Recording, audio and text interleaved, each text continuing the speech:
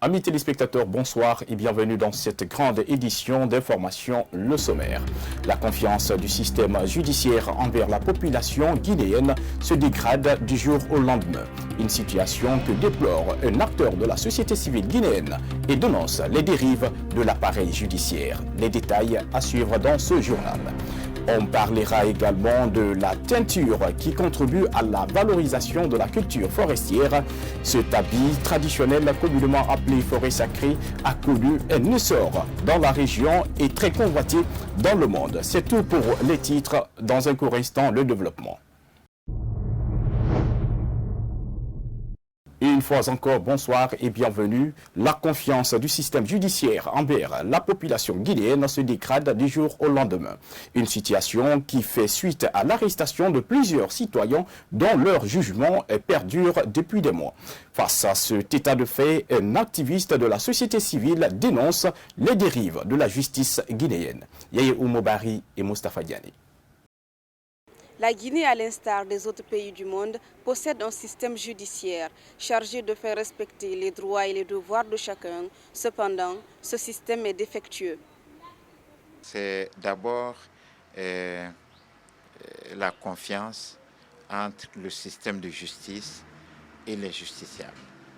À cause du fait que le système de justice depuis les indépendances, il n'a jamais été à la hauteur du défi. Il n'a jamais été ce que les populations ont voulu qu'il soit. Maintenant, aujourd'hui, la politisation du système de justice se poursuit, la corruption se poursuit, les dysfonctionnements de tout genre se poursuivent. Pendant ces 10 dernières années, plusieurs réformes ont été engagées par le gouvernement pour qualifier ce système juridique. Cet activiste affirme que ces réformes sont peu et propose ceci au gouvernement. C'est pourquoi nous avons proposé qu'il y ait des centres, par exemple à Conakry, qu'il y ait des centres dans les 5 communes, des centres d'assistance juridique et judiciaire, qui serait animé concomitamment avec l'État et les organisations de droits de l'homme pour permettre aux populations pour véhiculer un nouveau message envers les populations, de faire comprendre aux populations que la justice est autre. La justice est l'un des piliers fondamentaux de la démocratie à travers le monde. Cependant, plusieurs États africains, à l'instar de la Guinée, peinent toujours à instaurer cette justice. Le tramadol, un médicament utilisé comme antalgique, est utilisé aujourd'hui comme drogue par nombre de jeunes en Guinée suite à un diagnostic participatif fait par une ONG de la place. Le coordinateur de cette organisation dresse un constat alarmant. Bintou Souma et Alassane Souma.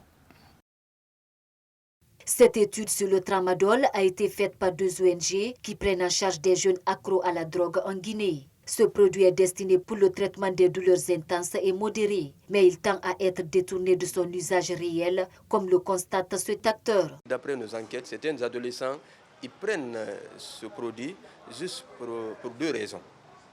Et à certaines, ils prennent juste pour lutter contre les stress. Et d'autres, par contre, juste pour des fins récréatives. Ça crée une dépendance au niveau de ces jeunes. Donc, il ne peut plus s'en passer. Pourtant, c'est un médicament qui est prescrit et contre des douleurs. Ce tramadol est utilisé par des artistes, des footballeurs, des dockers et parfois même des fonctionnaires désirant travailler sans cesse. Mais il a des conséquences. Ça amène la personne, ça le conduit dans un état dépressif, mais aussi dans un état violent, agressif. Et ce sont des effets que cela peut créer. Mais aussi, ça peut amener aussi au suicide, aussi au viol. Dans un état normal, une personne ne peut pas commettre cela. Mais s'il est sur la dépendance de stupéfiants, par exemple, ça désoriente, ça affecte le comportement de l'individu au sein de la société.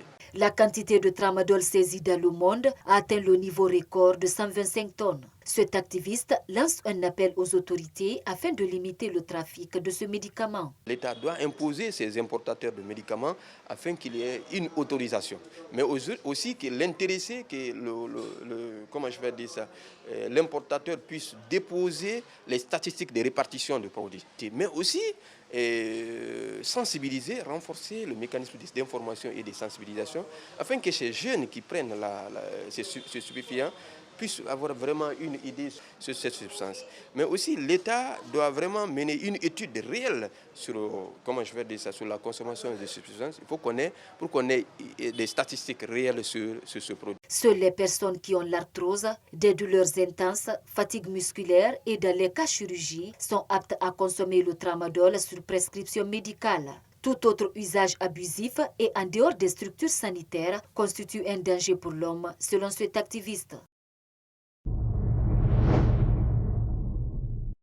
Le gouvernement guinéen a annoncé l'interdiction de la coupe et le transport de bois sur toute l'étendue du territoire national à compter du 14 juin dernier. Sur le terrain, les travailleurs du bois dénoncent cette décision du gouvernement et demandent la réglementation de ce secteur. Kadiatou Bari et Moustapha Ghané pour le reportage. Suite à la décision du ministère de l'Environnement, des Eaux et Forêts d'interdire la coupe et l'importation de bois en Guinée, les réactions ont été immédiates chez les menuisiers notamment. Moussa Diallo ne partage pas cette décision du gouvernement. Part de bois, nous, on ne peut pas manger. On est là pour travailler et faire le meuble. Bon, maintenant, là où ils ont fait, là, ça nous fatigue beaucoup même. Bon, on ne sait même pas comment on va faire aller là. Bon, même moi-même, j'ai arrêté devant vous comme ça là. J'ai un bois au village là-bas pour venir ici, mais comment je peux amener ça maintenant si tout est bloqué?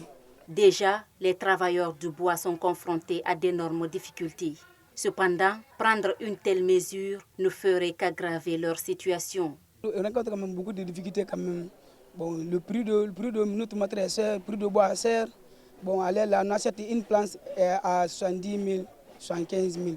Bon, si c'est à Madrid, ça dépend de 800 à 850 000 francs. Bon, même prix de pointe, paquet à l'air, c'est 25 000. Bon, plus de 1 kg de vernis, ça aussi c'est 30 000. Ça, bon, nous aussi, bon, quand tu dis à un client d'acheter une lire à 1 800 000, il va dire non, c'est trop. Bon, nous, à l'air, on travaille sans intérêt. Cette décision des autorités fait suite à des opérations clandestines de coupe abusive de bois qui ont fait grand bruit ces dernières semaines. Le ministère interdit également à l'administration la délivrance de permis de coupe et de transport de bois jusqu'à nouvel ordre. À Antafassa, les habitants et les passants dénoncent le banditisme exacerbé.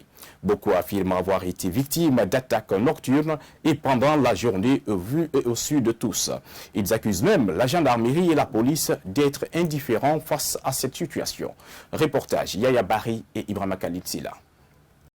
Mamadou Pate Balde est conducteur de taxi-moto à Anta. Il affirme avoir été confronté ces derniers temps à toutes sortes d'attaques par des bandits. Ces derniers opéraient parfois en plein jour. Quand on imagine même les 2 semaines dernières là, il y a eu 3 motos qu'on a perdues ici. Si la gendarmerie, voici la CMS, mais ça ne nous sert à rien nous. Allô, la forêt, les bandits nous fatiguent dans la forêt ici. Même pendant les embouteillages, ils retirent les téléphones des gens. Récemment, ils ont retiré le téléphone de mon petit. Un peu, ils ne l'ont pas tué.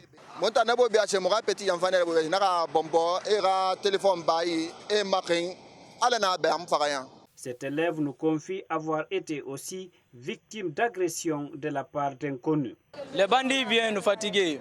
On fait après l'école, je prends ma moto pour me débrouiller un peu quoi. C'est là-bas que je gagne la plupart de mes scolarités et de mes besoins. Donc, les bandits nous fatiguent encore. Ils ont retiré ma moto avec moi. Ça fait pas des semaines. Camara, lui, pointe du doigt à l'indifférence de la gendarmerie et de la police d'Anta face à ces attaques. Ouais, les gendarmes en courant, la police aussi en courant. Ils sont tous en courant. mais pour rien pour nous. Ils ne viennent pas au secours. Jamais. Même quand tu pars là-bas, on vient au secours, ils ne font pas. Ils vont dire, ouais, débrouillez-vous. Si tu as l'argent, il peut t'aider. Mais si tu n'as pas l'argent, on t'en fout de toi. C'est pas bon. Dans un contexte où ces bandits sévissent sous le nez et la barbe d'agents en uniforme, ces citoyens demandent à l'État de leur venir en aide. Située à 7 km de Conakry, la plage de Kassa est frappée de plein fouet par la pandémie de Covid-19 avec la rareté des clients.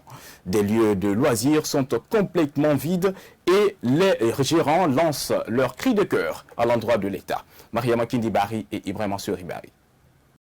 Depuis l'apparition de la pandémie Covid-19 en mars 2020, la plage de Kassa est très peu fréquentée par des touristes et d'autres clients. Une situation qui plonge les propriétaires des lieux dans une crise économique. Ce gérant de bar revient sur les difficultés rencontrées. Chez nous ici, il n'y a pas de problème. Bon, sauf qu'il n'y a pas de clients. On est là, on souffre. Les clients ne viennent pas, sauf à cause de la maladie là. Que cette maladie là, Dieu nous sauve tout le monde. Dans ce lieu de loisirs, le respect des mesures barrières pour lutter contre la Covid-19 est pourtant mise. Des kits sanitaires y sont installés pour les clients. Aboubakar Bangoura sollicite l'implication des autorités face à leur situation. Oui, il y a des prises. Bon, ici, nous, il y a la protège. Ici, quand on marche, il n'y a pas le protège. Les militaires, on te voit, on t'attrape. Avant l'apparition de la pandémie de Covid-19, cette plage refoulait du monde. Aujourd'hui, seulement quelques habitants de cette île viennent profiter de leur nature sur ce sable. Direction intérieure du pays, à Kankan, la sculpture, une activité artisanale, autrefois très lucrative, est en perte de vitesse depuis plusieurs années dans la préfecture de Kankan. C'est un constat qui est partagé à la base par les acteurs du secteur eux-mêmes. Le manque d'un espace d'exposition artisanale et la rareté des clients sont entre autres les difficultés ou les différents facteurs qui handicapent le rayonnement de cette activité socio-professionnelle. On suit cette correspondance d'Abdoulaye Nkoya-Silla basée dans le Nabaya. Muni de son outil de taillage, Ibrahima Khalil Sidimé, âgé d'une quarantaine d'années, dont 30 en tant que sculpteur au sein du premier atelier artisanal de Kankan, construit en 1927 et situé au quartier Kabada 1. Plus grand chose ne reste ici. Avec le temps, les apprentis ont tous créé le vide pour d'autres activités plus lucratives. Avant, c'était mieux qu'aujourd'hui. Les gens se déplaçaient pour venir acheter nos œuvres d'art. Nous ici, on se déplaçait pour aller à Conakry. On travaille aussi sur la commande. Mais actuellement, on est là-dedans juste pour ne pas que le métier disparaisse. Sinon, beaucoup nous ont quittés pour d'autres activités. On n'a plus d'apprentis ici. L'atelier est vide.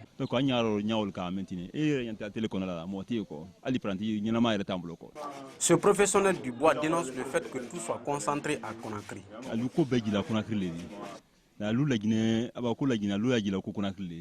Les gens pensent que quand on parle de la Guinée, c'est seulement Conakry. Je vous donne un exemple. Bientôt, il y aura une exposition à Dubaï et la Guinée se fera représenter. Mais si tu ne vas pas à Conakry, tu ne seras pas sur la liste. Tout ça est un handicap pour nous. La Guinée ne se limite pas à Conakry. Ils n'ont aucune considération pour les gens de l'intérieur du pays. Dans la préfecture de Kankan, les ateliers de sculpture disparaissent un à un. Le reste se compte au bout du doigt. Dans notre démarche, nous avons retrouvé un autre atelier construit par Ahmed Sekou Diané en 1993 au quartier Kouriali. Cet artiste sculpteur a remporté plusieurs prix à l'international au temps de la Deuxième République. Mais aujourd'hui, il tire le diable par la queue. Avant, on avait plus d'une dizaine d'apprentis. Maintenant, il n'y a plus d'apprentis. Seulement quelquefois certains sculpteurs qui viennent pour des contrats juste momentanément. Et c'est comme ça. Et pour la clientèle, ça on n'en parle pas parce que déjà s'il n'y a pas d'étrangers, nos parents ne consomment pas la sculpture. Voilà. Ce n'est pas des amateurs de sculpture, ils aiment bien, ils apprécient. Mais ce qu'ils disent en définitive, ah ça les Blancs aiment bien ça, les Blancs aiment. Et nous-mêmes d'abord. En ce qui concerne la foire internationale qui se tiendra à Dubaï, Ahmed Sekou Diané pense que ce ne sont que des chansons. Pour ne pas être insolent, il faut dire que c'est des chansons. Parce qu'on entend toujours parler de foire et après tout va dans l'air parce qu'en fin de compte, les visas, les invitations qui viennent, c'est pour les commerçants. Nous, sculpteurs, on n'a jamais eu de chance. On entend toujours parler, mais en définitive, peut-être qu'on sert de cobaye, je ne sais pas, mais on ne voit rien, quoi. On en parle toujours, mais... Après plus de 30 années passées dans ce métier et autant d'investissements économiques, Ahmed Sékou Diané ne compte pas baisser le bras. Je suis engagé complètement. Je ne peux pas faire marche arrière avec tout ce qu'il y a là déjà. J'ai tout engagé dedans. Tous mes économies, ma banque est là, tout est là. Tout est investi dans la sculpture. Il y a au moins 3 à 4 magasins pleins d'œuvres d'art, tout fini, qui sont là stockés. Là, dans ce bâtiment, même dans ma chambre, si tu veux, dans mes toilettes, il y a des sculptures. Désespérés, les sculpteurs de Kankan n'attendent rien du ministère de la Culture. Ahmed Sékou Diané se pose la question si ce ministère existe même en Guinée. Les observateurs appellent le gouvernement à se tourner vers ce secteur autrefois plus lucratif. À Kankan, si rien n'est fait, le peu d'ateliers de sculpture risque de disparaître.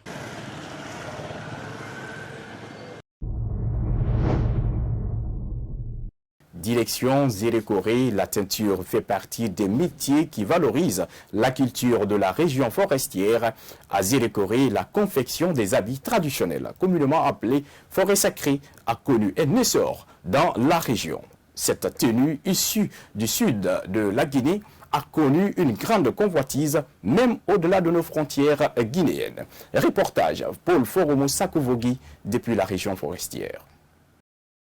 La forêt sacrée est une tenue traditionnelle ancrée de nos jours dans la culture des communautés de la Guinée forestière. Mise en valeur depuis 1984, il a fallu du temps pour que la confection de ce tissu soit modernisée. Le centre artisanal de Zérékoré, dont le siège se trouve dans la forêt du 1er mai au quartier Orea, rassemble plusieurs secteurs parmi lesquels existe la teinture spécialement consacrée à la confection de ces tenues traditionnelles. La teinture, comme nos parents le faisaient,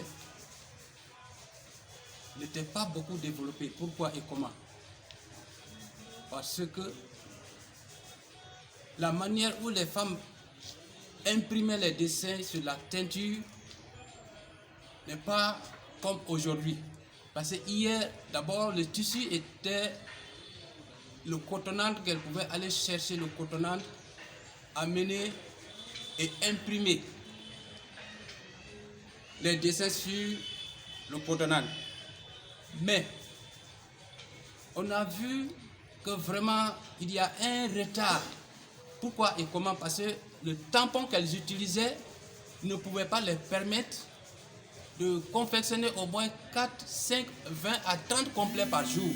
Plusieurs produits entrent dans la confection de ces habits traditionnels. On peut citer entre autres les écorces d'arbres, la cola, le colorant, comme expliquent ces dames. Quand tu mets dans cette eau-là, le tissu prend la couleur de l'eau de cola. Après, on étale au soleil. Quelque temps après, on rend rouge avec de la soude qui est dans ce bol-là. Mais on ne met pas trop de soude. Et puis, on étale au soleil. Après cette étape, on remet le tissu dans le liquide d'une écorce d'arbre appelée bala pour mettre au soleil. Un instant après, on fait ces dessins que vous voyez qui sont noirs comme ça. On remet ensuite au soleil et quand ça sèche, on lave avec de simple eau propre pour remettre encore au soleil. Quand ça sèche, on met dans ce liquide de cola pour que ça devienne rouge. Mais avant de le faire, on filtre bien l'eau de cola pour éviter qu'il y ait des taches indésirables dedans. Grâce à l'amélioration de la confection de ce tissu traditionnel, il a connu une grande convoitise même au-delà des frontières guinéennes. La manière s'est développée et aimée partout. Et nos clients sont un peu partout, de l'extérieur comme de l'intérieur du pays. Et nous avons eu affaire aussi à moderniser la forêt sacrée parce qu'il y a des clients qui se lamentent chaque fois en disant que vraiment la forêt sacrée que vous faites, ça coule un peu. Nous avons eu affaire à moderniser, à inventer une autre couleur. La crise sanitaire a eu un impact sur cette activité qui fait vivre plusieurs femmes. La clientèle a baissé, chose qui a conduit au chômage de certaines dames. Elles ont fait presque 6 mois à la maison sans travailler. Parce qu'avec la crise sanitaire, nos clients ne venaient pas. Elles étaient seulement à la maison. Beaucoup se sont permis même de vendre du charbon, de faire autre chose. Parce qu'avec la crise sanitaire, personne ne venait pas ici. Gobou Maoumou a passé déjà 7 ans dans cette activité. Elle parle de quelques difficultés auxquelles elles sont confrontées dans l'exercice de leur métier. Ici, on n'a pas de grandes marmites, de gros bols ni d'eau. On n'a également pas de cola. S'il s'agit des écosses, là on peut trouver en brousse. Mais les bols et les marmites, on les trouve au marché et nos moyens ne nous permettent pas d'avoir ça. On a besoin aussi d'une machine presseuse de cola. Ces artisans lancent un appel à l'État, celui de leur venir en aide pour valoriser la culture guinéenne. Pour nous assister, pour venir en aide, pour leur donner au moins un fonds d'appui pour acquérir en gros ces matières premières qui sont souvent en rupture de stock dans les marchés, dans les villages. La forêt sacrée est cette tenue traditionnelle qui identifie de nos jours le peuple forestier. Avec la cherté de la vie, le pagne se vend entre 45 et 90 000 francs guinéens selon la qualité. Fini cette grande édition d'information à tous. Merci de l'avoir suivi et surtout prenez soin de vous car chaque jour est une vie. Au revoir.